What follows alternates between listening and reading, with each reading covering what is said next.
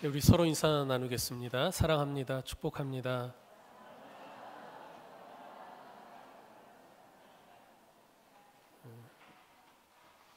호산나 찬양대 힘있고 은혜스러운 찬양 감사합니다. 우리 박수로 함께 다시 하나님께 영광 올려드리겠습니다.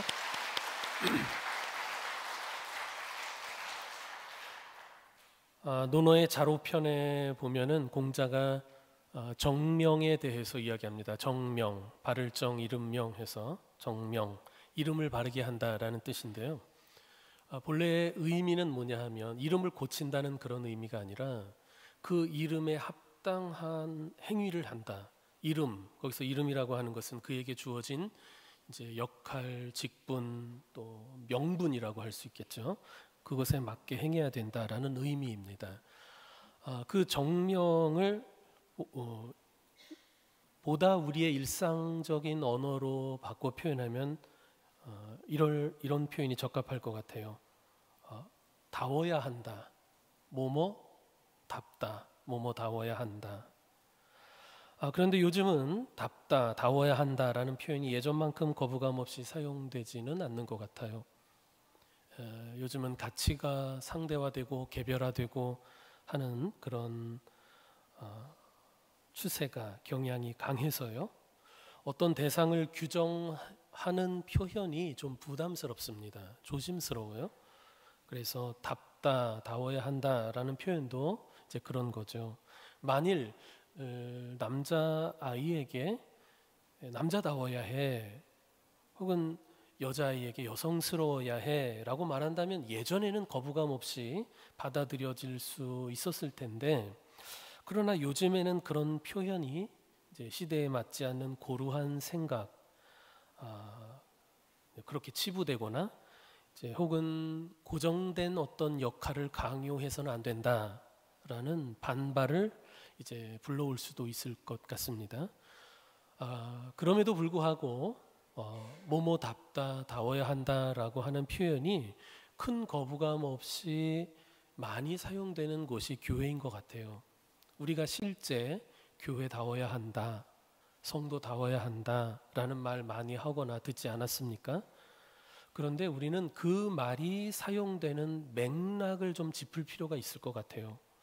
교회다워야 한다, 성도다워야 한다는 표현에 담긴 정서가 있잖아요. 안타까움, 혹은 분노, 또 혹은 조롱. 왜 그런 말이 사용되는지 맥락을 잘 짚어야 하는 거죠. 답지 않으니까 다워야 한다고 하는 경우가 많을 거 아닙니까? 맞아요. 교회는 교회답고 성도는 성도다워야 하죠.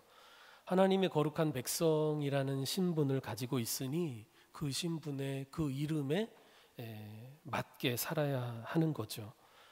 우리 군대 가는 청년이 있지만 청년이 군대 가면 군인 신분에 합당한 사고방식, 또 생활, 그것이 요구되는 것처럼 사람은 저마다의 역할과 신분에 합당한 의식과 생활이 요구되기 마련입니다. 성도라는 신분을 가진 사람들 역시 그 신분에 맞게 살아야 하는데, 오늘 본문에서 말씀하듯이 그리스도의 복음에 합당한 생활을 해야 하는 것이죠. 일본의 작가 시오노 나나미의 유명한 그 로마인 이야기라는 책이 있지 않습니까? 로마 역사에 대한 많은 관심과 이해를 가져다 준 책인데, 이 책에서 작가가 던지는 질문이 이런 거예요. 무엇이 로마를 강하게 했는가? 로마 제국을 강대하게 만들었던 원동력은 무엇인가? 왜냐하면 로마인들은 지적으로 따지면, 지성적으로 보면 헬라인들보다 뒤처졌고요. 체력으로는 북방의 켈트족이나 또 게르만족보다 약했어요. 경제적으로는 카르타고 사람들보다 부유하지 못했고요. 그럼에도 불구하고 로마인들이 무엇을 통해 이렇게 세계를 제패할 수 있었을까? 원동력이 무엇일까? 작가가 그 질문에 대해 내놓는 답은 뭐냐 하면 바로 시민정신이었어요. 로마의 시민정신. 법과 질서를 지키고 원칙을 존중하고 또 자기가 로마 시민이라고 하는 자부심을 갖고 살아가는 것. 그들의 그런 정신과 삶의 태도가 로마 제국의 번영과 또 세계 재패의 원동력이었다라고 하는 것이죠. 그러니까 로마인들의 로마 시민다운 생활, 그들의 의식, 그것이 로마 제국의 원동력이었던 겁니다. 오늘 우리가 빌립보서를 보는데요, 빌립보 시민들 역시 자기들에게 주어진 로마 시민권을 매우 자랑스러워했습니다. 빌립보는 원래 로마하고는 멀리 떨어진 마케도니아의 끝에 있는 작은 마을이었는데, 주전 356년 마케도니아의 왕 빌립 2세가 그곳에 사람들을 이주시키고 도시를 확장하고 증축한 후에 자기 이름을 붙여서 빌립의 도시, 즉 빌립보가 되었던 거예요. 그래서 이 빌립보는 에게해를 넘어가면 곧 아시아거든요. 오늘날 튀르키예죠. 그래서 유럽과 아시아를 연결하는 통로에 있어요. 군사적, 경제적으로 매우 중요했지요. 그래서 나중에 로마가 이곳을 점령한 후에 빌립보 사람들에게 로마의 시민 자격을 부여합니다. 그러니까 로마 시민의 권리를 누릴 수 있게 해주었죠. 바울이 2차 선교 여행 중에 성령의 인도하심을 따라 마케도니아로 건너가잖아요. 거기서 복음을 전했던 첫 번째 도시가 빌립보입니다. 그러니까 빌립보 교회는 바울이 유럽으로 건너가서 세운 첫 번째 교회였다고 할 수 있어요. 이 빌립보에서 복음을 전할 때 유명한 일화가 있잖아요. 복음을 전하던 바울과 실라가 억울하게 옥에 갇혔다가 밤에 기도와 찬송을 하나님을 찬미할 때 막 지진이 일어나서 옥문이 열리고 착고가 풀리고 간수가 복음을 받아들여 구원을 받는 놀라운 역사가 일어났던 곳, 바로 그것이 빌립보였죠. 빌립보서는 나중에 사도 바울이 로마 감옥에 투옥되었을 때에 빌립보 교회 성도들에게 써보낸 편지입니다. 빌립보 교회는 바울과 그의 사역에 남다른 관심과 애정을 보여준 교회였어요. 그래서 바울이 로마 감옥에 갇혔다는 소식을 들었을 때 바울을 돕기 위해 영치금을 모았습니다. 영치금을 모아서 에바브로디도라고 하는 젊은 사역자 편에 보내주었습니다. 그리고 에바브로디도는 이제 로마에 갇힌 바울을 이제 도울 수 있도록 그렇게 배려해 주었죠. 바울은 이처럼 자기가 어려울 때 힘과 도움이 되어준 빌립보 교인들에게 고마운 마음을 담아서 애정어린 편지를 써주게 되는데, 그 편지가 오늘날 우리가 보고 있는 빌립보서입니다. 오늘 본문에 보면은 사도는 빌립보 성도들을 향해 오직 너희는 그리스도의 복음에 합당하게 생활하라 권면합니다. 복음에 합당한 생활을 권면한 거예요. 여기서 생활하라, 복음에 합당하게 생활하라, 생활하라는 말은 헬라어로 폴리투 에스테라고 하는데요, 시민답게 살아라, 그런 뜻이 있습니다. 시민다워져야 된다. 앞에서 잠시 언급했지만 당시 빌립보 사람들은 자신들에게 주어진 로마 시민이라고 하는 그 자격을 대단히 명예스럽게 생각했죠. 어느 지역 사람들보다도 자신들이 로마 시민이라는 것에 대한 자부심이 강했어요.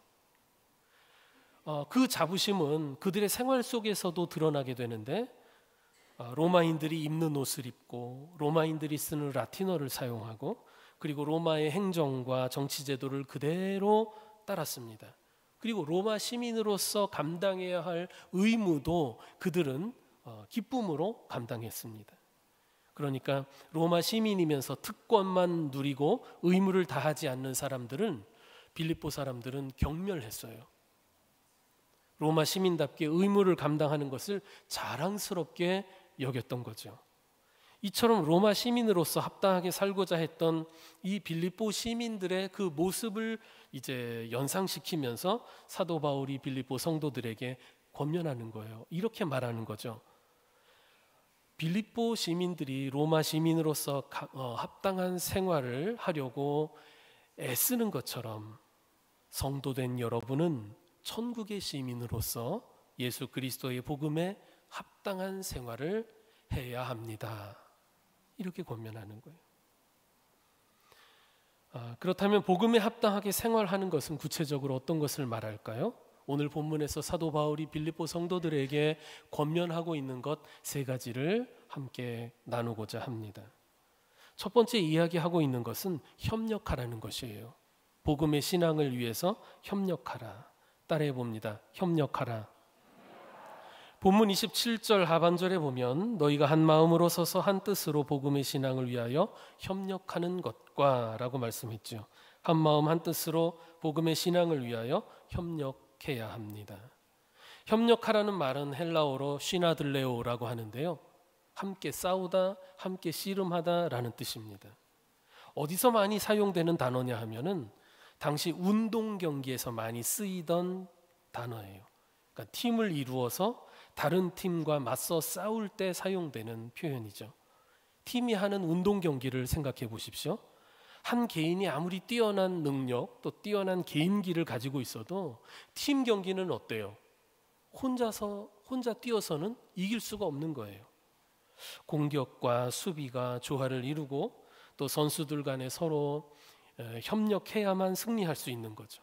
그래서 아무리 유명하고 또 스타 기질이 있는 선수가 있어도 팀이라고 하는 것은 팀워크가 좋지 않으면 경기에서 이길 수가 없습니다. 사도 바울이 빌립보 성도들에게 그 이야기를 하고 있어요. 즉 우리가 하는 이 신앙생활도 사실은 팀 경기라는 것을 우리가 알아야 됩니다. 신앙생활도 그런 거예요. 공동체적인 거예요. 물론 우리 한 개인의 구원을 생각해 보면 한 개인의 구원이라고 하는 것은 그 사람 안에 역사하시는 하나님의 은혜로 믿음을 통해 주어집니다. 이 구원이라고 하는 것은 굉장히 개인적이에요. 그러나 생각해 보십시오. 그 믿음이 형성되고 성장하게 되는 곳, 그 자리, 그 믿음이 자라는 자리는 바로 교회라고 하는 공동체인 거예요. 그래서 신앙생활을 혼자서는 할 수 없다는 얘기가 맞아요.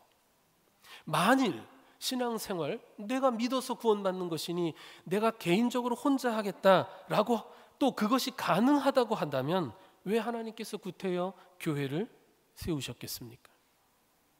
에클레시아, 즉 부르심을 받은 자들이 모인 공동체가 교회 아닙니까? 계급으로 이루어진 기계적 조합이 아니에요. 성령 안에서 하나로 연결된 유기체와 같습니다. 기계적인 조합이라고 한다면 이것이 원활하게 돌아가지 않을 때 해체해버리면 그만이에요.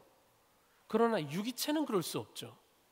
생명으로 연결되어 있습니다. 교회는 예수 그리스도 안에서 생명으로 연결된 지체들의 연합이에요.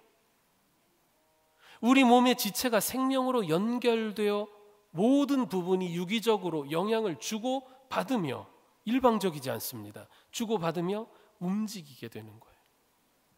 교회의 지체들 역시 그런 거죠. 성도들은 서로 협력하여 하나님의 일을 이루어가야 합니다. 명절 때 저희 부부하고 저희 딸아이, 저희 부모님 찾아뵈러 이제 운전을 해서 가는데요. 한강 위에 기러기 떼가 참 날아가고 있더라고요. 제 아내가 우리 딸아이한테 야 저거 봐라 저 기러기들 날아간다 얘기하는데 제 딸아이는 그러든지 말든지 관심이 없더라고요. 이게 나이차가 세대차가 그런 데서 나는지 기러기들이 이렇게 날아가는데 정말 V자 형태로 착 날아가지 않습니까? 네. 여러분 그 기러기들이 V자 형태로 날아가는 이야기 많이 들어보셨을 거예요. 그렇게 날아가면 기러기의 날개짓이 앞에 있는 기러기의 날개짓이 뒤에 있는 기러기가 쉽게 날 수 있는 양력을 제공해 준다는 거예요. 그래서 V자 형태로 무리를 지어서 날면은 혼자 날 때보다 무려 75%나 힘이 덜 든다는 거예요. 물론 제일 앞에 가는 녀석은 힘이 들겠죠. 그래서 어때요? 수시로 자리를 바꿔준다는 거예요. 얼마나 지혜롭습니까? 멀리 날아가야 되는데 그렇게 서로 협력하면서 가장 효과적인 형태로 날아가는 거예요. 날아가면서 뭐라고 해요, 얘들이? 끼룩끼룩 기럭기럭 그러면서 날아가는 거예요. 근데 제가 확인은 안 해봤으나 이런 소리를 내며 날아가는 것이 자기들끼리 서로 방향을 알려주고 또 격려하는 소리라고 해요. 군대 가면은 왜 아침마다 이제 러닝을 하는데, 러닝할 때 이제 케이던스라고 하죠. 발에 맞춰서 이제 노래를 부르거든요. 네. 서로 격려하면서 가는 거죠. 끼룩끼룩. 기러기에 관련된 노래를 부르고 싶은 마음이 생기는데 부르지 말아야 되겠죠? 예. 만약 한 마리가 부상을 당해 비행할 수 없다면 꼭 서너 마리가 이제 낙오한 그 기러기와 함께 있어주다가 회복돼서 이제 함께 날아간다는 거예요. 혼자 내버려 두지 않는다는 거예요. 그러니까 이 기러기들이 동료의 불행을 외면하지 않는다는 거죠. 지난 연휴에 비 오기 전에 주일날이었던 것 같은데 밤에 나가서 동네 한 바퀴 1시간 이상 이렇게 걸었습니다. 너무 좋더라고요. 사람들이 별로 없으니까 걷기 너무 좋고 기분이 좋아서 제 아내랑 노래를 불렀습니다. 가을에 관련된 노래들이 막 생각이 나서 불렀는데, 오늘 기러기 얘기하니까 기러기에 관련된 가곡 여러분 아시나요? 이별의 노래 불러볼게요. 이 부르고 싶은 마음을 가눌 수가 없어서 제가 짧게 불러볼게요. 기러기 울어 얘는 하늘 구말리 바람이 산을 불어 가을은 깊었네.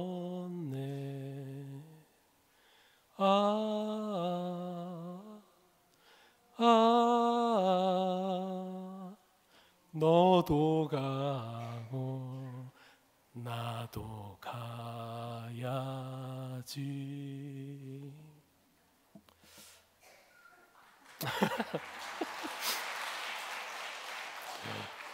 저는 그 고등학교 때 가곡을 좋아해서 계절이 바뀌면 그때그때 가곡들이 생각이 나요. 그래서 이제 혼자 부르곤 하는데 이렇게 부르다 보면 사람들이 제 또래들도 잘 모르더라고요.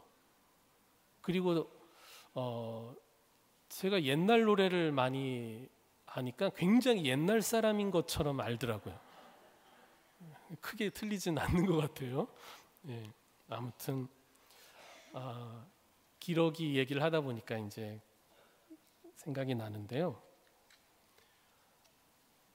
사람보다 나은 것 같아요. 사람보다. 기러기들은 서로 협력하는 법을 아는데 사람들은 그런 점에서 기러기보다 못한 것 같아요. 협력하기보다는 경쟁하려고 하고 또 이기려고 하는 마음이 강하죠. 세상이 그런 것 같습니다. 세상이 그렇더라도 교회는 달라야 되지 않을까요? 교회 안에서 우리는 서로에게 경쟁하는 상대가 아니라는 것을 알아야 됩니다. 우리는 서로 경쟁하는 사람들이 아니에요. 우리가 서로 이기려고 할 이유가 없는 거예요. 여러분 형제를 이겨서 도대체 뭐 하려고 그래요? 우리는 복음을 위해 협력해야 하는 형제들이에요. 그러니까 하나님의 일을 위해 함께 힘을 모을 수 있어야 되는데 사도 바울이 빌립보 성도들에게 부탁하는 거죠. 협력해라. 출애굽기 17장에 보면 이스라엘 백성들이 출애굽을 한 후에 처음 이제 이민족과 전쟁을 하는 이제 장면이 나오는데 바로 아말렉 족속과 싸우게 됩니다. 그때 여호수아가 이끄는 군대가 아말렉과 이제 싸우는데 산 밑에서 싸우고, 산 위에는 누가 올라갔어요? 모세가 올라가서 손을 들고 기도했어요. 그런데 모세가 팔을 높이 들고 기도하는 동안에는 산 아래에서 이스라엘이 아말렉을 이기는 거예요. 근데 모세도 사람이잖아요. 손을 오래 들고 있기 힘드니까 손이 점점 내려와요. 손이 내려오니까 아말렉이 이스라엘을 이겨요. 그때 모세를 따라갔던 아론과 훌이 그 모습을 보면서 모세가 손을 내리지 않도록 해야 되겠다 해서 모세의 두 팔을 자기들이 붙잡아 주지 않습니까? 그래서 팔이 내려가지 않도록. 그래서 모세가 그 힘에 의지해서 끝까지 팔을 들고 이제 기도해서 전쟁에서 이겼다라는 이야기가 출애굽기 17장에 나옵니다. 모세, 여호수아, 그리고 아론과 훌, 그리고 이스라엘 백성이 모두 자기에게 주어진 그 위치, 그 역할에서 최선을 다하고 협력할 때 승리할 수 있었던 거예요. 여러분, 협력할 때 힘이 모아지는 거지만 우리가 사실은 그 힘으로 이기는 것이 아니라, 정확히 말하면 성도들이 협력할 때 그 가운데 하나님이 함께 하시는 거예요. 교회라고 해서 성도들이 협력하지 않고 늘 싸우는데 그 싸움 가운데 하나님이 함께 하실 것 같아요? 그런 일은 없습니다. 하나님은 성도들이 마음을 모으고 하나 되는 가운데 협력할 때 하나님이 함께 하시는 거예요. 하나님의 일이라고 하는 것은 나만 잘 되겠다, 나만 성공하겠다, 나만 살겠다, 이와 같은 자세로는 이루어지지 않습니다. 성도 여러분, 복음을 위해 협력하기로 결심하십시오. 두 번째로 권면하는 것은 두려움 없이 담대해야 된다라는 거예요. 28절 말씀 보십시오. 무슨 일에든지 대적하는 자들 때문에 두려워하지 아니하는 이 일을 듣고자 함이라. 당시 빌립보 교인들 주변에는 많은 이교도들과 또 교회를 핍박하던 유대주의자들이 있었어요. 그들은 복음 전파를 방해하고 또 믿는 사람들을 공격하며 괴롭혔는데, 이 같은 그들의 대적자들을 두려워하지 말아라, 사도 바울이 권면하는 거예요. 이것도 역시 로마 시민 정신하고 관련되어 있는 것 같아요. 뭐냐 하면, 당시 로마 군인들에게 있어 그들에게 주어지는 최대의 찬사가 무엇냐 하면, 고난과 두려움을 모르는 용감한 로마 군인이다 라고 하는, 그것이 그들에게는 최고의 찬사였다고 합니다.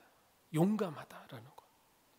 로마의 군대가 강했던 것은 무엇보다 그들이 용감했기 때문에 그래요.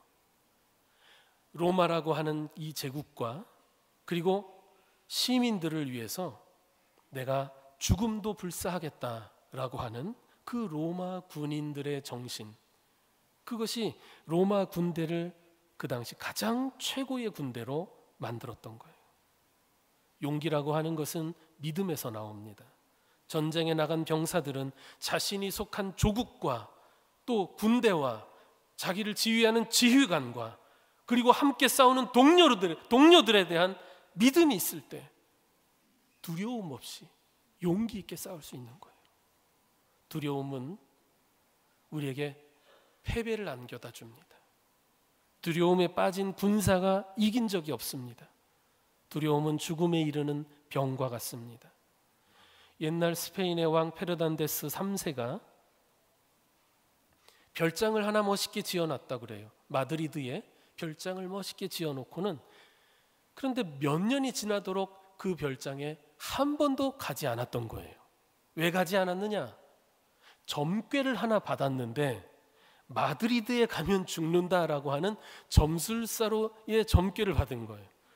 그래서 거기 좋은 별장을 지어놓고도 방문하지 않았던 거죠. 어느 날 이 페르난데스 3세가 여러 지방을 순찰하러 나갔다가 그만 몸살 감기에 걸렸답니다. 그가 신하에게 무심코 물었죠. 야, 도대체 여기가 어디냐? 라고 물었을 때 신하가 마드리드 근처입니다 라고 대답해 주었어요. 그 말에 깜짝 놀란 페르난데스 3세, 극도의 공포심에 사로잡히게 됩니다. 이 점괘대로 되는구나. 내가 여기서 죽는구나. 그리고 3일 후에 죽었답니다. 진짜로 죽었대요. 그래서 사람들은 이야기해요. 이 왕이 감기로 죽은 게 아니라 공포심 때문에 죽었다라고 말이죠. 믿음은 용기를 가져다 줍니다. 그러나 불신은 우리에게 두려움을 줍니다. 두려움은 우리의 삶을 파괴하는 힘으로 작용하지요. 그리고 죽음에 이르게 합니다. 우리 성도들은 영적인 전쟁에서 싸우는 전사들입니다. 두려워하지 말아야 합니다. 우리가 두려워하지 않을 수 있는 이유 또한 분명합니다. 주님이 우리의 지휘관이시기 때문이죠. 나는 약합니다. 그러나 내가 의지하고 믿는 주님은 강하십니다. 바로 그 주님을 믿는 믿음에서 두려움이 물러가고 용기가 나오는 것입니다. 4세기 유명한 교부였던 요한 크리소스톰의 이야기입니다. 크리소스톰은 로마 황제의 아내인 유독시아라고 하는 아내가 사치하는 것에 대해 질책을 했다가 미움을 받고 결국에는 유배형을 선고받았습니다. 그가 유배를 떠나던 날 그를 따르던 제자들과 성도들이 그에게 몰려와서는 울면서 걱정을 합니다. 어쩌면 유배지에서 황제가 보낸 자객들에게 목숨을 잃을지 모른다 걱정해 주었습니다. 그러자 크리소스톰이 그들에게 이렇게 말해 주었습니다. 잘 들어보세요. 여러분, 두려워하지 마십시오. 나의 생명은 그리스도께 있습니다. 죽음 뒤에 천국을 알고 있는데 죽음을 두려워할 이유가 없습니다. 유배를 떠나는 것이 두렵습니까? 모든 땅과 세상이 주님의 것인데 고향을 떠난다고 해서 두려워할 이유가 없지요. 나의 소유를 잃어버리는 것이 두렵나요? 나는 빈손으로 왔고 또 빈손으로 갈 것인데 그게 두려울 리 없습니다. 저들이 나를 쫓아내면 나는 엘리야처럼 될 것이고 사자굴에 넣으면 다니엘처럼 될 것입니다. 돌로 친다면 스데반처럼 될 것이며 목을 친다면 요한처럼 될 것입니다. 저들이 나를 매질한다면 나는 사도 바울처럼 될 것입니다. 자, 이제 그대들이 대답해 보십시오. 하나님을 의지하는 사람이 두려워할 이유가 무엇입니까? 성도 여러분, 가나안 땅에 들어가기에 앞서 하나님은 여호수아에게 반복적으로 말씀해 주셨습니다. 강하고 담대하라. 요한복음 16장 33절에서 예수께서는 이렇게 말씀하셨어요. 세상에서는 너희가 환난을 당하나 담대하라. 내가 세상을 이기었노라. 세상에서 힘들고 환난이 와도 두려워하지 말고 담대해야 합니다. 주님께서 세상을 이기셨어요. 우리는 그런 주님을 믿고 의지함으로 담대하게 우리에게 주어진 이 선한 싸움을 싸워야 합니다. 다윗은 시편 23편 4절에서 이렇게 노래합니다. 내가 사망의 음침한 골짜기로 다닐지라도 해를 두려워하지 않을 것은 주께서 나와 함께 하심이라. 주의 지팡이와 막대기가 나를 안위하시나이다. 주님께서 지켜주시고 인도하실 것을 믿으니 환난 가운데도 두려워하지 않는다라는 고백 아닙니까? 성도 여러분, 주님을 믿는 믿음으로 담대해지시기 바랍니다. 복음과 또 여러분의 믿음을 대적하는 이 세상을 두려워하지 말고 여러분 이 믿음의 길에서 선한 싸움을 싸우시기를 바랍니다. 끝으로 복음에 합당한 생활을 권면하면서 바울은 고난을 기꺼이 받아들이라는 이야기를 합니다. 고난. 본문 29절에 봅시다. 그리스도를 위하여 너희에게 은혜를 주신 것은 다만 그를 믿을 뿐 아니라 또한 그를 위하여 고난도 받게 하심이라.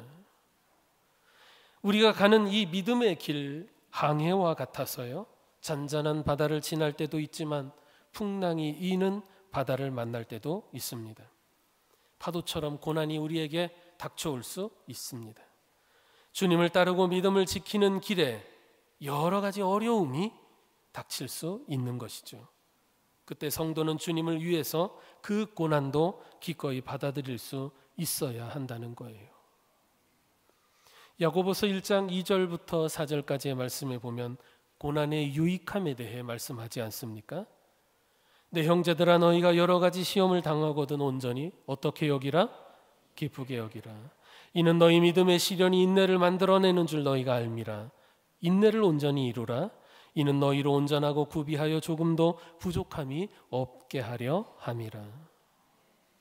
고난은 우리를 온전하고 훌륭한 하나님의 사람으로 만들어주는 연단의 과정이라는 것을 말씀해주고 있습니다. 고난은 우리에게 신호등 역할을 할 때가 많습니다. 멈춰라, 그 길을 더 가라, 혹은 돌아서 가라. 우리는 고난을 통해서 이 고난이 의미하는 것이 무엇이고 또 이 고난 너머에 무엇이 있는지를 생각할 수 있어야 합니다. 또한 고난이 주는 유익함에 대해 우리는 생각해야 됩니다. 시편 119편 71절에서 시편 기자가 이렇게 고백했죠. 고난당한 것이 내게 유익이라 이로 말미암아 내가 주의 율례들을 배우게 되었나이다. 고난 없는 인생 없습니다. 그러나 고난이 나의 인생에 유익했다라고 고백할 수 있는 성도 여러분의 삶이 되시기를 축원합니다. 내가 고난을 통해서 하나님의 뜻을 더 정확하게 알게 되었다. 이런 고백이 여러분의 고백이 되기를 바랍니다. 사도 바울은 로마서 8장 35절과 또한 37절에서 이렇게 말씀했습니다. 누가 우리를 그리스도의 사랑에서 끊으리요? 환난이나 곤고나 박해나 기근이나 적신이나 위험이나 칼이랴. 그러나 이 모든 일에 우리를 사랑하시는 이로 말미암아 우리가 넉넉히 이기느니라. 넉넉히 어떻게 한다고요? 승리에 대한 확신을 가지시기를 바랍니다. 삶에 닥치는 어떤 시련이나 환난도 우리를 향한 주님의 사랑을 끊을 수 없다라고 말씀했습니다. 왜 이런 말씀을 할까 생각해 보면 우리가 시련을 당할 때, 어려움에 처했을 때, 주님이 나를 사랑하시는 게 맞나? 나를 버리신 것 아닌가? 이런 생각을 하기 쉽기 때문에 이런 말씀을 주시는 것 같아요. 주님은 당신의 사람들을 승리하게 하십니다. 그것을 믿고 사는 것이 천국 시민에 합당한 삶의 자세인 것입니다. 그리스도인이 믿음을 지키기 위해 이 땅에서 당하는 고난, 또 주님을 위해, 교회를 위해 우리가 만일 고난을 당한다면 그것은 오히려 우리에게 축복과 은혜의 통로가 될 것입니다. 왜냐하면 주님은 그것을 기억하시고 또 상급을 허락해 주실 것이기 때문이죠. 성도 여러분, 주님을 위해서 고난도 기꺼이 받아들이는, 그래서 더욱 하나님의 은혜를 입는 성도 여러분 되시기를 축원합니다. 오늘 본문은 우리에게 복음에 합당한 생활을 하라고 권면하면서 특별히 세 가지를 이야기하고 있습니다. 복음을 위해 한 마음 한 뜻이 되어 협력하라. 두 번째는 믿음을 대적하는 자를 두려워하지 말고 담대하라. 세 번째는 무엇입니까? 고난도 기꺼이 받아들이라. 주님이 승리하게 하신다 하셨습니다. 성도 여러분, 성도의 삶에 합당한 것들이 이 세 가지밖에 없겠습니까? 지금 여러분 각자의 필요한 내가 성도답게 사는 것이 무엇인가 생각해 볼 필요가 있지 않겠습니까? 바로 여러분의 삶의 자리에서 또 여러분에게 맞닥뜨린 여러 가지 삶의 문제 가운데서 내가 어떻게 하는 것이 합당한 것인가를 생각해 볼 수 있었으면 좋겠습니다. 여러분에게 우리 주님의 돌보시는 은혜가 함께 하시기를 진심으로 축원합니다. 기도합시다. 우리를 죄 가운데서 건지시고 천국 시민으로 삼아주신 주의 놀라운 은혜 감사드립니다. 세상의 온갖 유혹과 도전 가운데 있는 우리가 천국 시민답게 성도답게 살 수 있도록 성령으로 인도해 주옵소서. 복음을 위해 협력하게 하시고 두려움 없이 담대하게 하시며 주님을 위해 고난도 기꺼이 받을 수 있는 믿음의 사람들 되게 하시고 우리 각자의 삶의 자리에서 어떻게 하는 것이 성도의 삶에 합당한 것인가 생각할 수 있는 성령의 지혜를 저희에게 허락해 주시옵소서. 예수님의 이름으로 기도드리옵나이다. 아멘.